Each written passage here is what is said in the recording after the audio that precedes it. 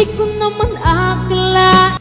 Narito tayo ngayon upang matunghayan ang napakainit, nagbabaga at talaga namang usap-usapan at maraming pinaka-inaabangan na issue ni Ate Erica.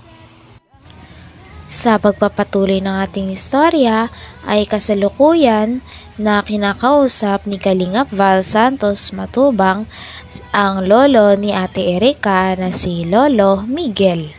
Kinakausap niya nga ito dahil kinakamusta niya ang pamumuhay ni Lolo Miguel simula iniwan sila ni Ate Erica. Gusto rin malaman nila Kalingap Val Santos Matubang ang latest update sa pamumuhay nila Ate Erica at ng kanyang gusto mama. Gusto natin maging maayos kayo. Kasi sa pamilya lang naman kayo eh. So gusto namin maayos, ayaw namin na gayaan na kayo. Gusto nga po namin maayos kami. Kaya naman ay lamang nagdadyaw lang sa amin. At sabi nila, kayang-kaya daw ang buhay nila. Kaya ba ganun yung ina? Kaya sa inyo yan. Kayo mahiwalay sa amin. Hindi nyo kami kailangan. Eh, bahala kayo. Ang sarili kayo. Yung si Sheila May ang ano dyan? Si Sheila May? Ang utak? Yun ang nagwa naman sa ina ng ano. Nagsusulsol. Yan ang sabihin mo, ganyan-ganyan. Kaya ba ano? Bakit siya nag-akyat doon sa parang live stream ata yun? Umakyat ba siya doon? At tapos nagpaparasumbong gayan-gayan? Awang ko po nun. Dami pala ako. Damay ka ba? Wala akong sinabing masama sa inyo. Basta ako natabang lang, natulong lang. Kaya kay Kuya Bal. Ikaw ba na kwento na gayaan? Kumusta na Lolo Migs? Sabi mo, okay lang. Tapos sabi ko, kumusta na sila Erica? Kala ano yung tama? Kala ko Kuya Bal, ano na? Tulinsyon na, wala na ba? Ang palayin ako ng kabila. Meron na susulay. Tapos kaaway na si Tunyakaw nila. Kaaway na si Tunyakaw, hindi na sila magkagayaan. Ganun. Magawa naman ng kabas-kabas. Lahat naman talaga po nang lumalabas sa social media picture ni Eric ay totoo. Tapos, ayaw niyang ma-isip siya. Silang gumagawa, Gumagawa naman. Tulad yan, yung nanay, nagsalita, di siyempre, haba naman yung kwento. Alam mo naman ang kuya, kung hindi na nasasabi na totoo. Kaya nga, Gaya nang wala daw siya pera sa bangko, ay bago sila binitawan ano yan? Jun A? Ni Jun A, binangkuhan niyan si Erica ng pera, tapos pinakailan nila wala daw siyang bangko. Ibig sabihin, si Jun A, wala na ngayon sa kanila? Wala na po. Kasi sabi po ni Jun A, yung binigay sa kanilang pera ay tama na yun, hindi na niya dadagdagan sa kanila. Kaya po sila lumalabas na naman sa social media at wala na si Sir Jun A. Tapos, yung Tunyakaw pa, yung ilabas, wala na rin sila. Wala na rin po. Kasi gato po kasi Kuya Bal yun si Sir Jun A. Sa pag-i-interview ni Kalingap Val Santos Matubang sa lolo ni Ate Erica na si Lolo Miguel, ay natuklasan nga ni Kalingap Val Santos Matubang na gusto daw palang ipakulong nila Ate Erica sila Lolo Miguel dahil sa mga statement o sa mga interview na nilabas ni Kalingap Val Santos Matubang. Sinabi naman ni Kalingap Val Santos Matubang na kung gusto nilang umabot sa demandahan ay dapat sa legal na paraan at huwag gumawa ng anumang mga kalokohan. Nausap yan si Erica. Pababahay, ang narinig ko lang po. Diyan lang naman baga po ang kwarto. Pababahayan ko kayo, pero sa isang kondisyon, huwag na kayong lalabas sa social media. Yun ang kondisyon pala. Hindi tinupad. Kaya baga po hindi sila na nagpapakita. Ngayon, wala na si Sir John A. Kaya wala na po, nagpapakita na naman si Sir John A. So, tinitingan si Lolo niya. Kakalungkot naman kasi, una-una, isa ang dugo ninyo, tapos siyempre ikaw ang tatay, ikaw pang ipapatulog po. Kasi wala ako nagpapatulog po. Tama ka daw kuya. Tama tayo, marami tayo. Sabi ko kay Marin. Basta libre pagkain, saka pumasahe, masama ako. Sabi ko kay Marin, basta Marin Liga, bigyan mo ko yung pagkain doon. Hindi mo si Tulpo or ano. Dapat yan, kung gustong i-demanda sa formal, Di ba? Yung mga barabas tayo ng Di man yan hukom, di man yan tinataman sa government agency na hahatulan ka ng ganito. Siyempre,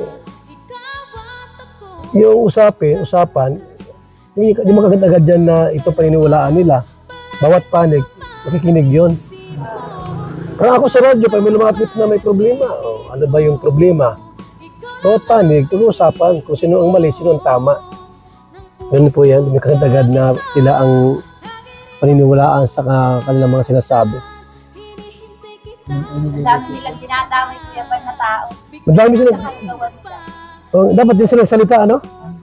Gawa nila. So, sabi sila, si Kalingap pa, wala daw binigay kay Kinko. Kayo na rin kuya Balo kapag sabi kung kami talaga ay nagsisipagad. Ang amin lang talaga, sinabi lang namin. hanggang yung inyong katbaga ni Gina yung Karabas. half million, yung Carabao. Kaya ko yung Bakit? mga natin, napadamay, gawa nga pamilya, tapos kawawal at pamilya. Bakit niya binabanggit yung gayon? Tapos, Ang babae. yung nasa Manila daw siya natulong dito sa inyo. Sira ang ulo nun. Wala natulong dito? Sabi kayo, bigay po sila, gawa yung may anak yung anak niya. Magkano binibigay buwan-buwan? 1,000, ganyan. 1,000 lang. At itong anak mo sa iyo, anak niya dito. Mag-eskwela baga pong high school. Niyaga, kulang yung 1,000. Ramdam na ramdam nga ang sama ng loob ni Lolo Miguel ang na-interview siya ni Kalingap Val Santos Matubang dahil hanggang ngayon daw ay kung ano-ano ang pinagsasabi nila Ate Erica ng kanyang ate laban sa kanilang lolo na nagpalaki sa kanila. Sabi nga ni Lolo Miguel ay lumalabas talaga na walang utang na loob ito si Ate Erica at ang kanyang ate dahil parang wala daw nagawa ang lolo nila para sa kanila para lapastanganin nila at siraan nila at sabihan na masasamang salita. Ganun po yan, may kakadagad na sila ang paniniwalaan sa kanilang mga sinasabi. Ang dami nilang dinadamay kuya pa na tao. Madami sila, Nakagawa nila. dapat din sila salita, ano? Gawa nila. So, sabi sila, si Kalingap pa, wala daw binigay kay Kinko. Kayo na rin kuya Balo kapag sabi kung kami talaga ay nagsisipagad. Ang amin lang talaga, sinabi lang namin. Hanggang yung inyong katbaga ni Gina yung Karabas. half million, yung Carabao. Kaya ko yung Bakit? mga natin, napadamay, gawa nga pamilya, tapos kawawal at pamilya. Bakit niya binabanggit yung gayon? Tapos,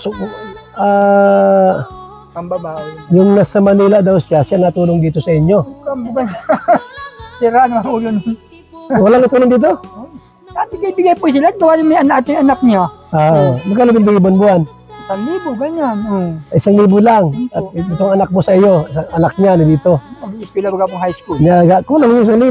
Wala nga yun.